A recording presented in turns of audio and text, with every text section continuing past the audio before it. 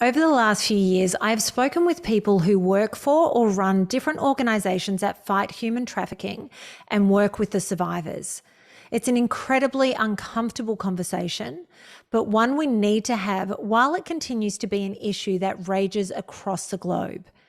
Cassiopeia Daddino is the CEO of Beyond Duality. She is a mental health practitioner and a human trafficking survivor. She is joining me today to share her story, along with her partner and daughter-in-law, Brittany Daddino. Thank you so much, ladies, for taking the time to sit with me. You're welcome. Thanks for having us.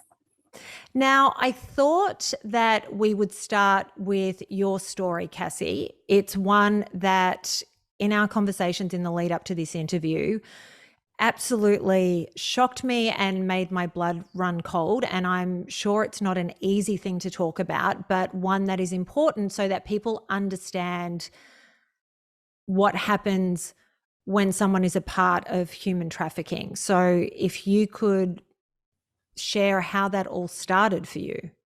It started when I was born. I was born to a mother that had been a part of human trafficking for a number of years. So I was born to a generational family. My father's family had been a part of trafficking for 4 generations that I can find, and I don't know how many more. So I was born in. I was a child that was sold multiple times from the time I can remember until I was 15 and got out. When you say you were born into it, was it a planned thing, or was it just something that your parents allowed to happen sort of once you were born? I was created on purpose. I was made on purpose to be a product in this industry. The thought of that is something that my brain, and I'm sure many other people, struggled to comprehend. So did your parents ever try to stop what was happening to you? Not at all. My parents created what was happening to me. The fact that I was made as a product was one of the hardest parts for me to wrap my mind around when I was grown and healing, but it is the truth, and it's just how it goes, and it continues today. Children are still made today to be products on purpose, and it's real, and that's how you're born into this industry. Do you have any contact with your parents now? No, they're both dead. And I had stopped communication with them years before they died. As you grew up, once you were out of the human trafficking ring, were you ever offered an explanation by them as to why they did what they did, or any justifications? Absolutely not. My dad denied it until he died, and we stopped speaking years before. He never offered an explanation. He never denied it, beyond saying he never did anything wrong and he owed no one an explanation. And my mother made excuses. She was afraid to get out. She didn't know how to get the kids out. She didn't know what to do for us. She was a victim herself. It was a lot of excuses. And I understand that she was a victim herself and she couldn't get out. She didn't know how. Making excuses is something that you hear from a lot of survivors of any sort of trauma when they're younger, abusive behavior, parents not being able to get their children out because they don't know how, or they're incapable because of their own circumstances. When you talk about this, you have quite an active TikTok page. You have talked about, you think your age is around 45. Why do you say you think? I have multiple birth certificates. I have 3. One that states I'm 44, one I'm 45, and one I'm 42. And on those birth certificates, are they all the same name? Are they different names, different parents? I have one with one last name, and then on my second birth certificate, my first name stayed the same, but my last name changed. And on my third birth certificate, they were all different. And they're all certified birth certificates? Yes. They're all stapled together. They were all stapled by the same place together, amended. If a person goes through a step parent adoption or a foster child adoption, you have an original birth certificate and then it's changed with the new name, and they just attach it to the back so that the records stay together. And that's how mine were done. You have talked very openly on your TikTok channel about being sold multiple times, I mean, hundreds of times. And there is a moment in time where in, I believe it was 1987 in San Antonio, you met the Pope. And 15 minutes after that meeting, you were sold to somebody. It was 1986. And yes, I met the Pope at an airport. We were supposed to give flowers to him, and we did. And we weren't allowed to speak, just smile and shake hands and give flowers. And then we were escorted back to a room and led back to a car. And I was taken and sold to John Walsh, who you refer to frequently as Dr. Hook. Captain Hook. Captain Hook. Oh, Captain Hook, sorry. How long were you in his possession? On and off for 15 years. I struggle to understand or to ask questions, I guess, that wouldn't traumatize you or also would be deemed appropriate for the platform that we're on, because I can only imagine incredibly horrific things happen if you're being sold to anyone. Correct. They don't buy children for good purposes. There weren't 2 months in my life in those 15 years that I didn't see Captain Hook. Not 2 months. But there were sometimes 2 months would go in between, or a month here, 3 or 4 weeks there that I would not see him. And when you're sold to somebody, is there ever any conversation about why they're doing what they're doing, or any sort of acknowledgement of what they're doing and the fact that you've been purchased? No, I was a product. I was not privileged to conversation. When I was a smaller kid, you weren't allowed to listen. It just wasn't that way. You were kept in containers or boxes or rooms by yourself until their purpose was called for, till they brought you out for whatever they wanted you out for. The first time I can remember hearing conversations about money, I was probably 8 or 9, but you don't catch what they're talking about, and it's not the focus in your mind when that's what's going on.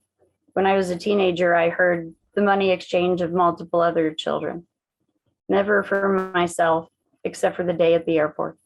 And you got out when you were 15. How did you make that happen? I had run away many times unsuccessfully and got brought back many times. But when I was 15, I got pregnant on my own boyfriend, outside of the industry, no part of that. And they don't like that. When you get pregnant on your own, you have no value. You become worthless. You can't be sold anymore. You can no longer bring in money. And so I became worthless. And I was able to go a little. You say a little. Mm-hmm. Well, because they always tried to keep me close, even after I was gone. They would still call or write, or people would show up from time to time. I ended up having to move thousands of miles away, and continually, always. We could live somewhere for a few years, and then we'd have to move somewhere far away again to get rid of them or get away from them again. And is that a control thing, or to keep you quiet, or both? Both. It's always control. And they use every form: guilt, shame, ridicule, loyalty to your family, which is weird for people to understand. If your parents had sold you hundreds of times, why would you be loyal? Because they're the only parents you ever knew.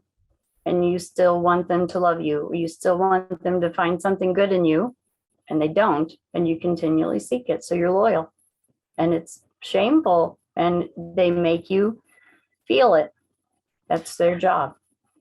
The loyalty to parents, though, while people don't understand it, it's no different to abuse that happens within the home, with children still seeking approval from any parent or both parent that may be hurting them. I mean, psychology 101. Yeah. One of the things that we often hear talked about when human trafficking is a conversation is mind control, MK Ultra. Is that a thing? Big time. That has been a thing, that is always a thing, and that is continually a thing. All they ever did was shut it down and rename it and open it the next day and keep going. And it's how they're able to keep this industry going now. And just before I get into the rest of the questions regarding mind control, this isn't a conspiracy theory. There are actually CIA documents that are available online. They've been declassified, and Yes. we can all read about it in real time today. Yes. When you're being programmed, are you aware that you're being programmed, or it's just something that happens and later on when you're dealing with the aftermath of all of this, you realize there was mind control in play? When I was the youngest, it was that situation. I thought it was torture. I didn't think anything of it beyond the physical and psychological experience I was going through. I would be put in a box and deprived of all sensory. So no light, no sound, no touch. And then they would electrocute the box before they would open it to take you out. And it rewires your brain to accept pain when you have a need or want something. And so you don't think of mind programming then. Later years, I was in different programs. I was in a GATE program, and that one was obvious that it was programming. It was computer-based and repetitive with questioning and flashing lights and different number patterns and memorization. So it was obvious that it was a program. But the others were not obvious, not until I was grown and had gone through years of therapy, and it was discussing with different therapists and psychiatrists would mention, hey, we've read about a few of these things. And then I had to do research together with them on my own to realize a few of the programs I had been in. And there's programs like Project Bluebird, the GATE program that you've talked about, and also the Monarch program, which is in relation to, or it comes back to the idea of monarch butterflies. And I'll allow people who are watching to do their own research on it, but it is fascinating. So you get out of this when you're 15, and I imagine it takes some time, but how do you ever free yourself of that programming? I don't know if it's ever possible. There are still triggers that can trigger programming in my own mind that will send me into a deep depression or suicide ideation for days. There's still triggers to the program that bring on shame, or the inability to make decisions is a big one. That's a large program. But for the most part, it's been healed to the point that it doesn't affect my life. And I have a lot of support and help to make sure that that continues. I'm not sure if it ever is something that can be undone. It was from birth. So it's how my brain formed. And I'm not an expert on how to change it, but I work on it. But you're obviously now aware when those triggers take place. Yes. Whereas, so when you were in it and you were still part of this trafficking ring, were you aware at that point that there were triggers and that it was because of the mind control? Yes. Oh, you were? Yes. From about the age 6 or 7. But it's very hard to explain. It is a dissociation, but it's caused intentionally by triggers in the program. That is how they work the program. They cause a dissociation, and the mind dissociates into another part of itself. And then memory lapses occur. So that's how I was aware when I was a kid, is I would lose time. What sort of amounts of time are we talking? Minutes, hours, days? I'm not sure. From when I was really small, I'm not sure. There's years that are blacked out that are really fuzzy when I was a small child. But growing older, it was only minutes in time. I would lose minutes in time. You turn 15, you're pregnant. So you're obviously carrying a child, preparing for another life to come into this world. How do you start to heal from the previous 15 years? I didn't start trying to heal until I was probably 25 or 26. And my kids, I had a few by then. And my kids were small, and in reading magazines and things on how to take care of my kids, because I didn't have a mom that showed me how to do things, how to entertain a 3-year-old, or what to do when your kids lose their first teeth. I came across different articles and advice on how to help yourself. So I started seeking therapy, and then it took years and years of therapy. And can the therapy ever help you get past the atrocities that you've witnessed and endured? Yes, 100%. It's why I worked to become a therapist later. I worked through a lot of therapists that weren't sure how to help me, but they tried their best. And I was lucky enough to come across one that really committed everything she had to try to help me understand programming and help me understand what it's like to be trafficked and help me understand how it's possible to build an entirely new life for yourself when you don't have a background to go back to. And it was hard work. And one of the bigger things we had to learn was most therapy tries to take you back to a point before the trauma, and I didn't have a point to return to. So we just had to build from the ground, go forward. And we learned new techniques on transmutation and how to build going forward from nothing. So we did. I'm so happy to hear that that is something that is possible, not only for you and the quality of your life, but for anybody that comes after you and unfortunately is walking a similar path. So right now, yourself and Brittany run an incredible not-for-profit organization called Beyond Duality. But prior to that happening, what sort of work did you do? I did odds and ends jobs when I was in my late 20s, and they never worked out. I would get fired or end up quitting due to massive anxiety within days or weeks. And then when I was able to come out of therapy and get a job that I was able to keep, I became a house mom at a domestic violence shelter in North Dakota. And after working there for 2 years, I worked up in the ranks and I became an advocate. And then I worked eventually into the executive director position there before I quit. And after moving to Minnesota, I finished graduating college and became a mental health practitioner for a large practice in Minnesota, where I was a trauma therapist for children for 2 years.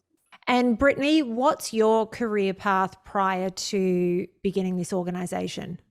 I did customer service when I started out. I worked in fast food, like as a teenager. I am only 26. I don't have a long work history. But after that, I worked at Boys and Girls Club and I worked with children a lot. And then I worked with vulnerable adults. And then me and Cassie worked together at a group home together before we started Beyond Duality. And how did Beyond Duality start? When I was in mid-therapy and middle of graduating with my first degree, my parents both died about a week before my final exams, and I had a total mental breakdown. And Brittany came along and was willing to help me through 3 straight years of EMDR and intense therapy to try to get back on track. And when I graduated and could be healthy enough to keep going, we decided we'd start trying to undo the mess. And as an organization, what do you do? Oh, everything. A lot. Yeah. We started out really small with just a really private one-on-one counseling with victims or survivors of trafficking with similar situations. And it grew exponentially and the phones never stopped ringing. So we tried to expand a little bit. Then we formed into an actual corporation and became a nonprofit. And it's still just the two of us with a few extra advocates that work with us. And we do one-on-one counseling. We do temporary safe housing for situations. We do search and rescue, uncover missions. That's the foundation of our organization. We do 24-hour crisis line. We do resources and support, awareness and advocacy. I imagine that's incredibly grueling work and emotionally taxing. You post a lot of stories on TikTok about when you've gone out and you've managed to save somebody. When you're going out on those missions, how do you know where to go? Well, first, we don't save anyone. That's not possible. We rescue. We try to rescue when we can, and we help. We can't save. That's a self job. Mm-hmm. And we say victims are the ones that are not breathing. And if they're breathing, they're a survivor and they save themselves. We know where to go because I go back to everywhere I was when I was a child. I followed the same path that I was taken when I was a kid. I go under and I go to all the places. And we were shocked to find that half of them were still active. I thought they would be old and we'd find relics maybe, or pieces that would help us put some things back together. I did not realize we'd find active spots, but we did. And then we also get tips and information from hundreds and hundreds of people every single week. And we try to follow them all. Messages, constant. So you talk about places or areas that you thought would no longer be functioning. How have the authorities not closed those things down? I wish I had an answer for that. When we have gone on runs and we go and find places, we contact the local authorities first. Whatever the local city or county sheriff or police department, we contact them first, and they don't help us. They have turned their backs.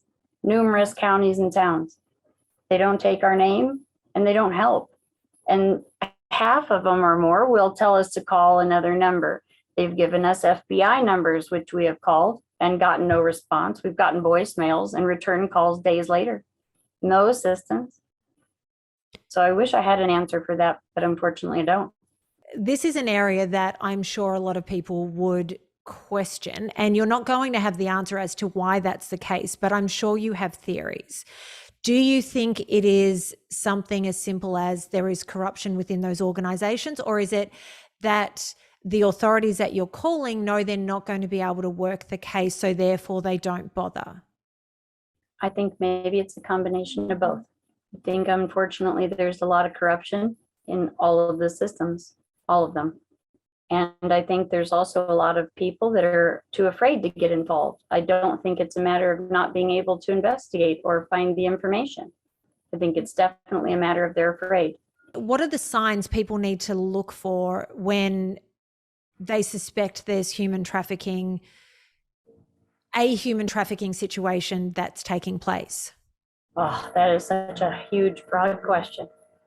There's so many signs, and then we are continually learning every day of new signs and updated ones. We've just recently learned that a big one to watch for is a lime green marking on semi-truck trailers and building doors in a large amount, not small markings. What we've seen so far is it's pretty marked. It's like a large surface area is covered, or a whole sweatshirt kind of thing. Very visible. Yes, and that one was new that we weren't aware of. Public restrooms, that's a huge one to watch for. In single stall bathrooms with the lock on the outside of the door. But regardless of the lock, a single stall bathroom, especially where there is a cutout space where it looks like construction has been done to a wall near a toilet. We have found multiple entrances. They can be removed with your bare hands and no tools, and they're usually large enough to take a person through. And we have had the experience multiple times of that exact thing happening. It's so hard to list them. I always feel like I'm doing an inadequate job when people ask what to watch for. There's so much. Children that are out of place, children that look scared, that are missing from that look like they don't belong with the people that they're with. Children that are reporting abuse all the time and neglect, and they're not heard. Children in foster care. There's so much to watch for. As a woman who does do a lot of road trips on her own, I'm not somebody that waits for my friends to be ready to go on a trip. I just throw the dog in the car and off I go. What sort of tips do you have for someone like me, other than avoiding these single stall bathrooms? And I will say, I do tend to stop at the larger truck stops where they're massive bathrooms and lots of people moving through. But what sort of other tips could you give someone like myself in order to keep myself safe? Truck stops and rest areas are generally safer than gas stations or other places to stop. The camera systems in rest stops have to be on. So there's laws and regulations that help keep them a little safer. And there's usually always someone there. Truck stops always have multiple stall bathrooms, and there's people there as well. That's why they're safer. If you were going to shower, do it in the middle of the day, never the morning or the evening, because there are less people at a truck stop or a campground bathroom. Always in the middle of the day, maybe between 1 and 3. Sleep in your car instead of camping if you're by yourself. Camping safe by yourself isn't a thing. I will add this one tip. If you are in your car as a woman at all times, keep the doors locked. Always. Always. And don't open the door for someone that you don't know. Don't open the door for police. Roll your window down just enough to put your ID through. Not all the way. Yes. Mm-mm. And don't get out. There was a video that you posted on TikTok recently, and I will not be sharing it in this interview because it's incredibly confronting. In it, you say that you found the remains of 2 infants, and the video is you, Cassie, picking up bones and what appears to be some sort of medical equipment, leftovers. I don't know, these strange plastic things, and there's bandages or what appears to be blood-soaked paper towel. The online comments were essentially saying, why didn't you call the cops? You shouldn't be touching anything that you found, and also calling you a liar. So I just wanted to touch on that. Why didn't you call the authorities, and why would you pick this stuff up yourself? I did call the authorities. I called the police for the county that I was in, and they told me it was not in their jurisdiction, and they gave me the number to the next county. And I called the next county, and that county told me it was not in their jurisdiction and referred me back to the first county. And when I said to the gentleman on the phone, nope, that's the county that just told me to call you, he apologized and said that the best he could do for me was he could see that the gas station I was at had a trash pickup day of Thursday, and he could try to have a note put in the system to make sure that the trash men picked up the cooler if I wanted to leave them there. And I said, no, thank you. So you call the authorities and tell them that you have found the remains of 2 infants. Yes. And their response is, we will tell the trash people to pick them up. Yes. Yes. After telling me it wasn't his jurisdiction and referring me back to the first county I had just got off the phone with. Yeah. And I didn't call another police officer or county or government agency after that. I did not. Those 2 were enough, and I didn't call anymore. And I picked them up because they are children. And I brought them home, and I gave them to the proper authorities, and they were buried. And I would do it again and will, over and over. And I understand that it's a violation of this and a violation of that. It was a violation of human rights when they wouldn't come. It was a violation of something that they were dead in the first place. And I understand that there are people that can't see what was in that video. That was our intention, was to make sure that the gore wasn't shown in our video. You see, our video showed, it may have looked like we came around a corner and found body parts in a bag, but that is not what took place. The body parts were inside the cooler. I picked up the remnants of the things that were on the ground left around it. I did not show a video of the body parts of these children out of honor and respect for those children. That leads me to 2 questions. First of all, how did you know to go to that spot and find the cooler? We didn't know to go to that spot. No. We were with a friend, and we were not on a search. And we passed a place, and a friend of ours that was with us suggested, hey, that place has been around for a while, and it used to be an old trafficking spot.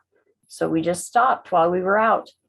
We didn't intend to do a search, and it was on the outside of the building. We were just walking around the outside of the building and came across them. There was no lid on the cooler. It was just mixed in with trash.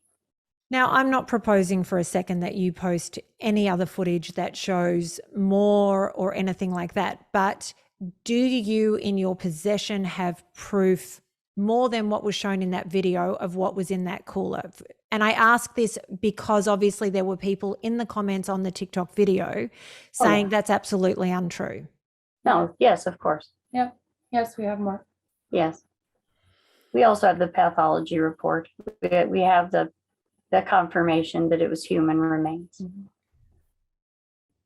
I thought it was one baby when I first saw it in the cooler because it was mixed in regular trash, all sorts of fast food wrappers and just trash. Mm-hmm. And whoever had put them in there had tried to light it on fire, had tried to burn the evidence, and a small area had burned, but unsuccessfully. And it was very obvious because it was a head that was on the very top. And tiny little hand. It is so difficult for someone like myself to comprehend that that not only is this taking place, but it's taking place regularly, and that this is something that you both need to deal with and witness on a day-to-day basis.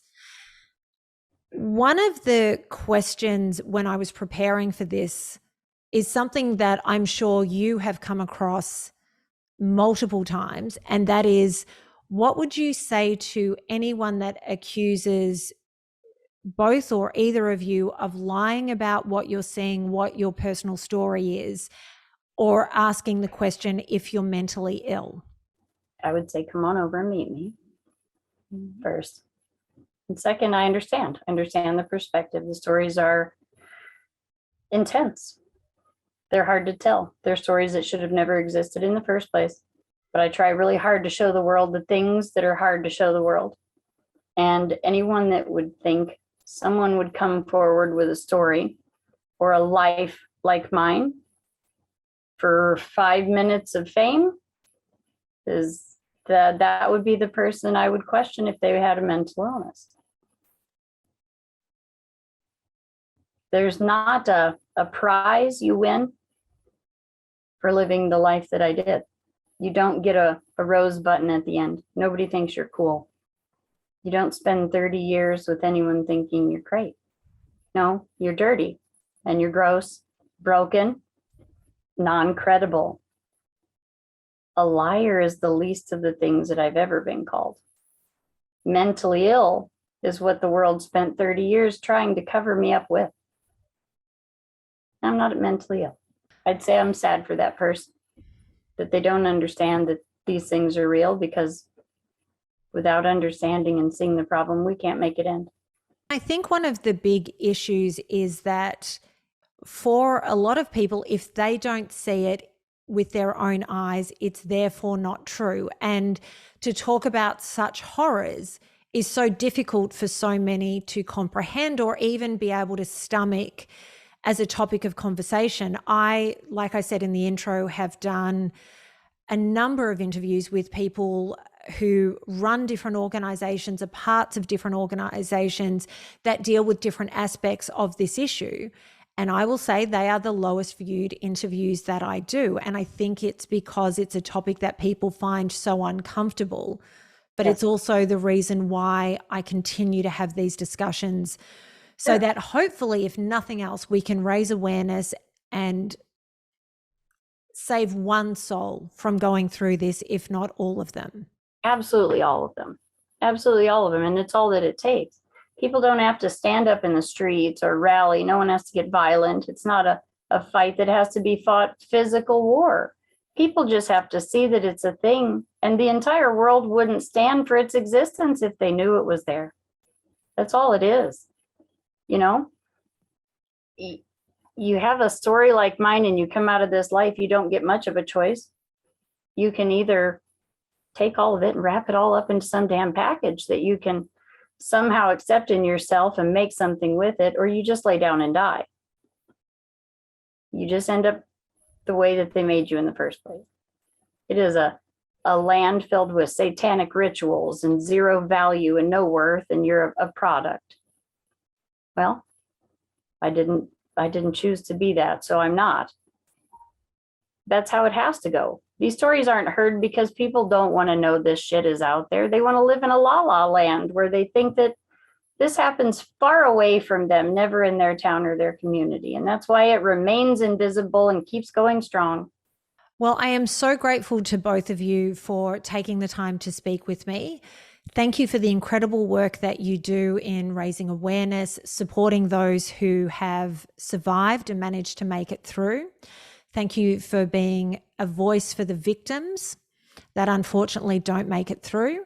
Below in the comments, I will attach the link to your website, your social media, and every other way that people are able to contact you if they would like any further information. And of course, I will attach your TikTok handle where you're constantly posting updates about the two of you on the road and the battles that you are fighting. The TikTok we never should have, we never intended to have. We just weren't social media presences, and it's turned into a wonderful thing. So we appreciate it very much.